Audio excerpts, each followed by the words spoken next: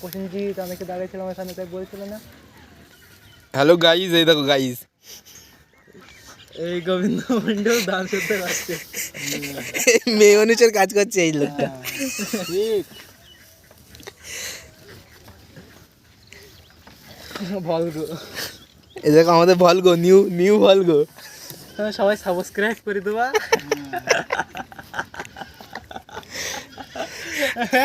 এই মালটা বলছে, এই মালটা